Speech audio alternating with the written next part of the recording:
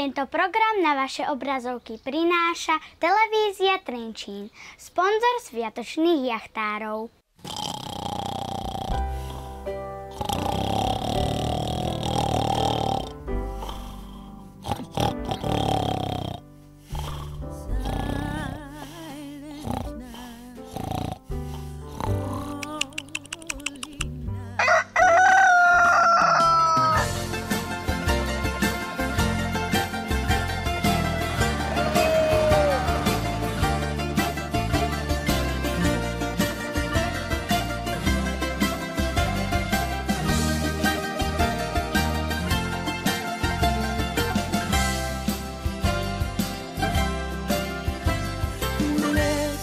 Ξαφνικά πως θέλεις να σ' αφήσω και τα όνειρα που οι δυο μας κάναμε να σβήσω. Kopoše, teda kohúti po 60-ke, to je zvláštna kategória hydroturistov. Preferujú pohodlie, recesiu, futbal, dobré jedlo aj pitie. Prežívajú tretiu vlnu puberty a tak sú im blízke irónia, uštipačnosť, ba dokonca čierny humor.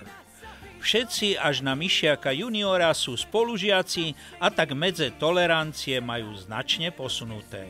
Jediné, čo vám táto zvláštna komunita garantuje, sú non-stop prekvapenia a zábavné situácie. Pozor! Strážte si močový mechúr, lebo naše putovanie po ostrovoch Severných Kyklát sa práve začína. Ale čo je za to? Myslíš, že ma zaostriš na takú vzdialenosť? Zapnem jednu televíznu stanicu, varia tam. Zapnem druhú televíznu stanicu, pripravujú koláče. Začnem tretiu, tam robia znova nejaké barbecue a ukazujú, že jak sa to má všetko variť. Bože, to... Sodoma Gomorra, že jak je to možné, že za nás to nebolo? Celé stretnutie by bolo dobre, ale doma som grca. No čo? Čo to filmuješ? Aj tak to vystrihneme celé. Ram pam pura, ram pam pam, ram pam pura, ram pam pam. Ale hen tam začne fúkať, preto som si dal, ja už to cítim v kostiach, že tam pri tom ostrove začnú iné vetry duť. Hneď v prológu plavby z Atén na ostrov Kytnos trošičku fúklo a glosátor Pištík v saganovskom zelenom tričku hneď začal meditovať na frekventovanú tému rýchlosť, vlny a náklony. Apropos, náklonomer nad vstupom do kokpitu ukazoval maximálne 17 stupňov, čo je zhruba tretina náklonu, ktorý dosahujú moreplavci pri mise Horn. Kapitán zareval, všetko zatvoriť! Všetko to pozatvoril, on zostal pri tom kormidle, aj keď to bolo vo vode bol stožiar, hej? Aby Pištík aspoň dodatočne uveril, pozrime si spoločne dve nasledujúce ukážky z môjho jachtárskeho archívu. Rýchlosť a vlny, Štefan, vyzerajú trochu inak. Neveríš? My sme dosahovali v Grécku maximálne 7,5 uzla a teraz prosím, porovnávaj pozorne. 8,8, 9,4, 10,3. To je fantastická rýchlosť. Tento deň, kedy máme práve mesiac plavby za sebou, sme dosiahli pred niekoľkými minútami rekord Slovákie. To je 10,6 uzla. Z toho dôvodu sme sa i hneď pripravili na silný vietor. Na stožiari máme iba menšiu búrkovú genú. Sám musíš skúsiť tú cestu do neznáma. Náš život je príbeh Kolumbov. Stroskotáš, či prídeš, kto to vie a kto to pozná. Šanci tých je menej ako snov. America, tá zvláštne známa a neznáma zem. Novicov a prvoplavcov zvyčajne vystraší aj mierny náklon plachetnice. Následne im začne pracovať centrum rovnováhy v strednom uchu a psychicky napätá situácia vyústi v notoricky známy prejav morskej choroby – zvracanie. Nakrúcať tých, čo krmili rybičky, je neetické a tak pre ilustráciu poznamenajme, že chválili Dávida iba dvaja bližšie nemenovaní spolužiaci. Aj jedinú trochu dramatickú situáciu, kedy sa náš málo skúsený jachtársky kapitán Števo zakecal a predobočný beťar vietor mu nebezpečne napol plachty z opačnej strany, som našťastie elegantne vyriešil ja. Z navijáku som rýchlo uvoľnil lano prednej plachty na prové. Ešte pár sekúnd a vietor by genu roztrhol. Tatko, zroluj genu! Zroluj genu, odpadá. Čím sa to roluje? Počkaj, ešte neťahaj, dobre? Čím sa to roluje? Tu budeš pomaly povolovať, dobre? Ale aby sme nešli proti tebe. Keď si to poriadne, držíš celú loď a my s Tatkom ideme. Hop! Hop, hop, hop, hop. Števovi som takto ušetril náklady na opravu roztrhnutej plachty. Po tejto v skutku adrenalínovej udalosti sme mali dôvod oslavovať nádhernej zátoke ostrova Kytnos, lebo každá roztrhnutá plachta či poškodený trup o kamene na pličine alebo iná škoda sa pri odovzdávaní plavidla prejaví nepríjemnou finančnou náhradou odrátanou z 2000-eurovej kaucie. Ram pam pura, ram pam pam. Dobrý si. Tak toto by som nedokázal. Máš kontrakcie. Dokáže, keď sa smeje. 20. Daj. Môj kamarát robí 140. No, ale to je tvoj kamarát. Môj kamarát robí 3.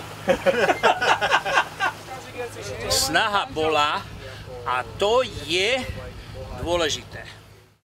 Kúpanie aj kávička v jedinej taverne na kopci ostrova Kytnos boli jednoducho super. Rovnako ako domáca kuchyňa Myšiaka seniora. Trochu nás však trápila porucha 2,2 koňového závesného motora na gumový čln. A preto sme sa s Pištíkom museli v prospech kopošov obetovať a veslovať niekoľko 100 metrov na breh. Chválihodné je, že motor nám opravili už v nasledujúcom prístave malebného ostrova Serifos. Pokojné drndanie po takmer zrkadlovej hladine zväčša na motor prerušoval iba briskný humor a halúze, ktoré nám ponúkol pán režisér Život. No, niečo nám vliezlo. Najlepšie bude asi potkan, keby to bol. Nejaký smrad. Môže to byť smrad. Ja si myslím, nejaký smrad infiltrovaný zvonka to bude. Ďakujem ti, Ježiš, ty si dobrá duša. Na čože potrebuješ náplasty? Na môj malíček, ktorý je postihnutý mojimi novými topánkami. Kedy si bol v Melbourne? Na tomto maličku. A ja už viem, čo to smrdí, števové nohy. Neblázni, to komisionálne to by ste museli potvrdiť, lebo ja tomu neverím. Ak nefúka, je efektívne stiahnuť plachty a plávať na motor. Tento imperatív platí dvojnásobne a ak v ďalšom prístave na Kopošov čaká kľúčový zápas slovenskej futbalovej reprezentácie na majstrovstvách Európy vo Francúzsku. Števo, Birdo, Emo, seniora Pištík, tzv. Ultra z našej komunity spolužiakov z niekdajšej 4. B gymnázia Ľudovíta Štúra v Trenčíne to už počas plavby mobilmi vybavili perfektne. V útulnej taverne na hlavnej promenáde ostrova Serifos zarezervovali sledovanie zápasu roka pri veľkom Full HD telkáči. Aj dodatočne vďaka za tento manažerský čin týždňa. Števo pozerá futbal. Ženy pozerá nejaké porno.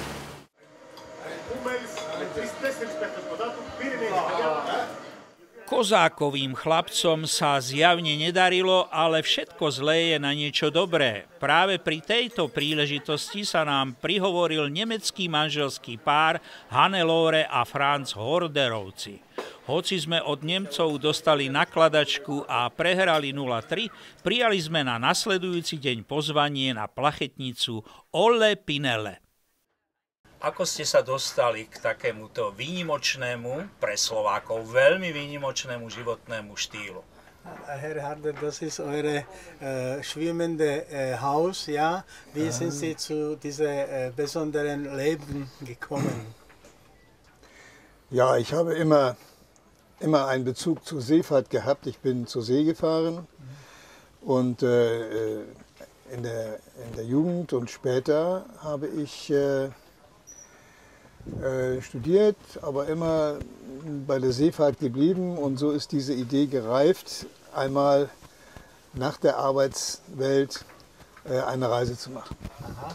No tak, že vždy mal vzťah akože k tomu, k plávaniu na lodi a tak ďalej, že to bolo ako keď bol ešte mladý, celoživotný sen a že teraz keď prestal akože už v zamestnaní pracovať, tak si tento sen splnil. Takže gratulujeme nie len k tomu včerajšiemu futbalovému výsledku, ktorý sme spolu ako sledovali, ale zaujímalo by ma, ako znáša túto plavbu a život na lodi celý rok. Ako si tu kúri a ako v podstate dokáže prekonať bariéry medzi domom, ktorý je s pevnými základmi a týmto plávajúcim domom. No, gratuliert eigentlich zu dem gestrigen Match, aber zu dem Leben auch, welches Sie führen. Und wie schaffen Sie das eigentlich, diese Tausch zwischen einem Haus, welches eigentlich fest ist, und zwischen dem schwimmenden Haus? Ja? Und wie heizen Sie da und so weiter? Heizung. Ja, Kým pán Franz odpovie, ja ešte doplním, že simultáne tlmočí doktor Pavol Mazánik. Ďakujeme za cappuccino. Nech sa páči, pokračujte. Danke für Cappuccino, bitte sagen Sie uns weiter. Ja,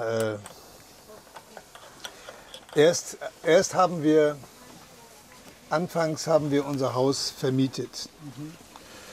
Aber es gab sehr viele Probleme mit den Mietern. Ja, ja. Und dann haben wir uns entschlossen, nachdem wir festgestellt haben, dass uns dieses Leben sehr gut gefällt, unser Haus zu verkaufen und unser Leben auf dem Boot zu gestalten. Wir möchten gar nicht wieder in ein Haus. Also wir möchten eigentlich auf dem Boot alt werden. Ja. No, že mali dom, ktorý prenajímali, ale že s tými nájomníkmi boli vždy problémy a tak sa rozhodli, že proste zamenia ten život na suši za svoj sen na lodi a prakticky, že tu chcú zostarnúť úplne. Aha, samozrejme neprezradíme váš vek, u dámy sa to nepatrí, u pána je to možné. Koľko vy máte, pán Harder, rokov? No, samozrejme, selbstverständlich, wir verraten nicht eure Alter, besonders beim Frau, aber beim Mann kann man das machen und wir fragen, wie alt sind Sie eigentlich? Im nächsten Monat werde ich 71 Jahre alt. Und ich habe auch kein Problem, ich bin 66. Okay, danke. Herr Harder bude mať 71 a pani s tým nemá tiež problém, ona je 66 ročná. A dokedy sa dá takto žiť, povedal by som, na lodi? Wie lange kann man so leben auch? In unserem letzten Hafen, da war eine Dame, eine Engländerin, sie war 94 Jahre alt. Aha. Sie lebt auf dem Boot und ist auch mit dem Boot gefahren, mit Gästen. Alles normal. A na záver, keby nám prezradili, nech sa páči, áno, jasné. Nedávno v prístave stretli dámu, Angličanku, ktorá mala 94 rokov a tak to žije. No super. A na záver, keby nám prezradili, padol mi vinčus, ale to nevadí, že aký majú plán proste a čo také najzaujímavejšie im priniesol tento životný štýl. Tak letzte Frage, welche Pläne haben Sie in die Zukunft und was Besonderes Ihnen diese Leben gebracht, sagt man? Ja, also weiter das Mittelmeer bereisen. Und ja, das Schöne sind die Menschen, die man kennenlernt. Deshalb sind wir auch gerne im Winter in einem Hafen, weil da hat man eine internationale Gemeinschaft, mit der man sehr viel unternimmt. Und aber auch hat man Bekanntschaften, Freunde, die man gewinnt von der einheimischen Bevölkerung. Wir lernen also Land und Leute kennen, wir lernen auch sehr viel internationales Fahrensvolk kennen, Segler kennen und das bringt sehr viel Erfahrung, sehr viel Freude.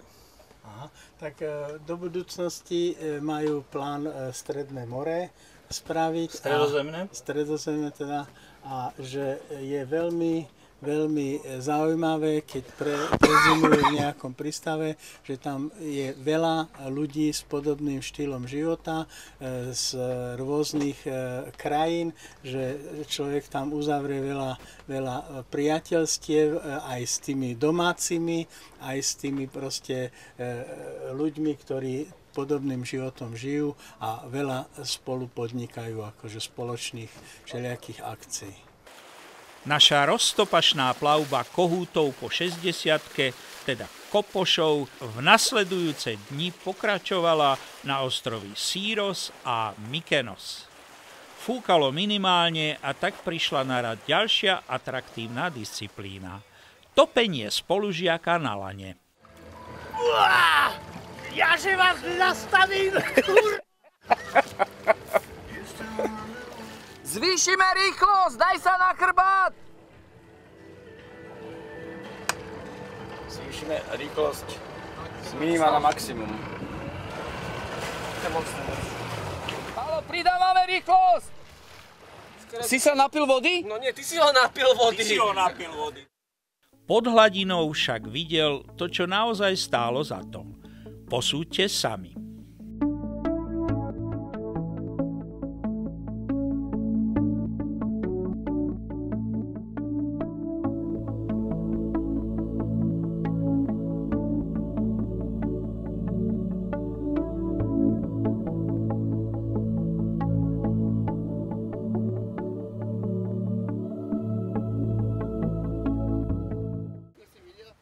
Nezabudnutelné boli najmä gurmánske zážitky.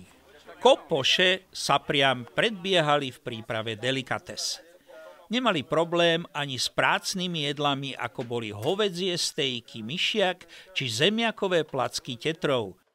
Idú palacinky.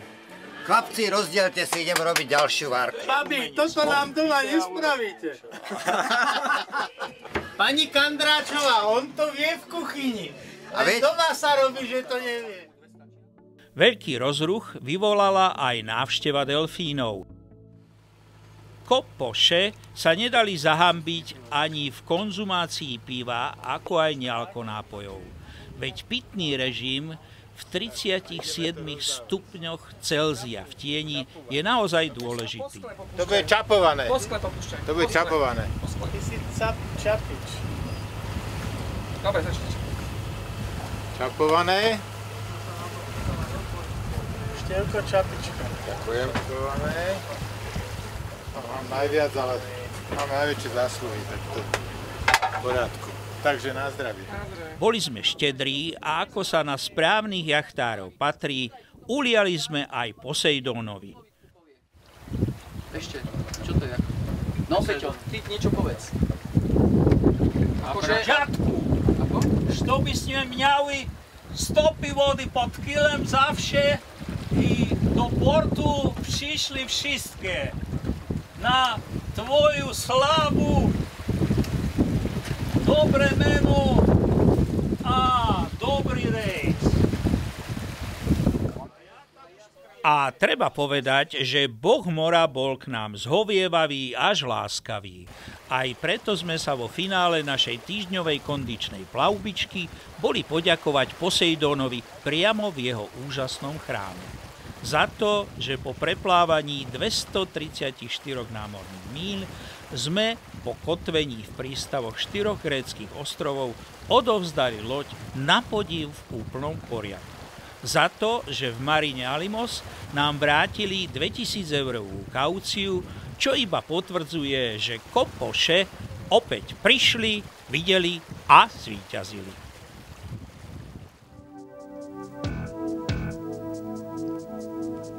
Zlákali ich moria, odvážnych a prvých, staré krásne mapy nočných hviezd.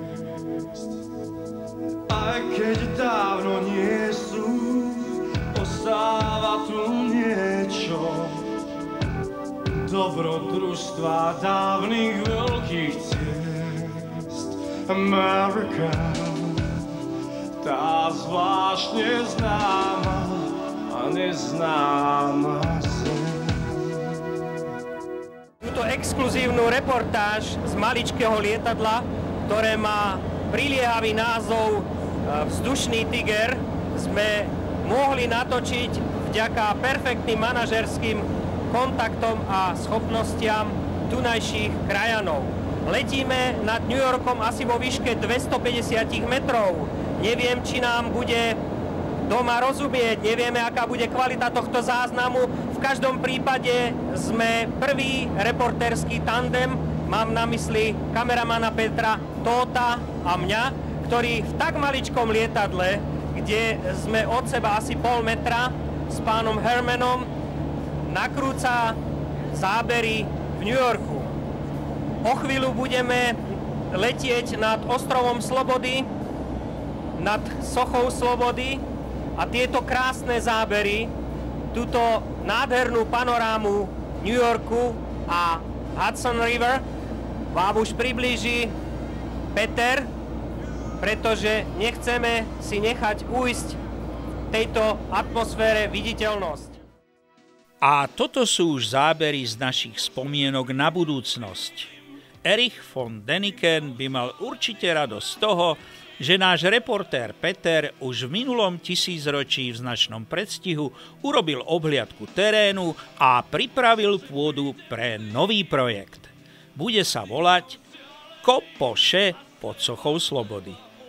Sponzori, hláste sa, lebo bude nával.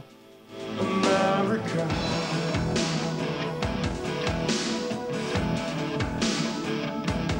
America.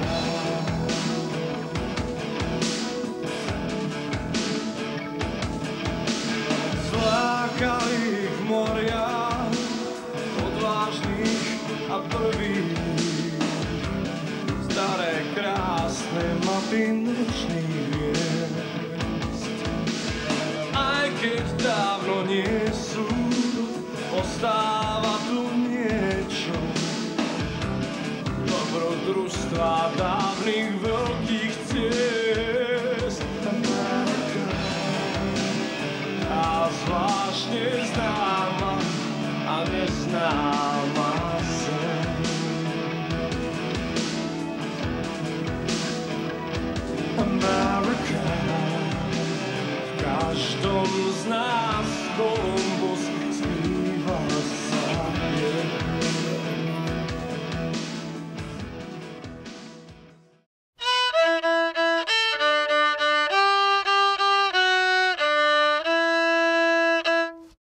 Tento program na vaše obrazovky priniesla televízia Trenčín, sponzor sviatočných jachtárov.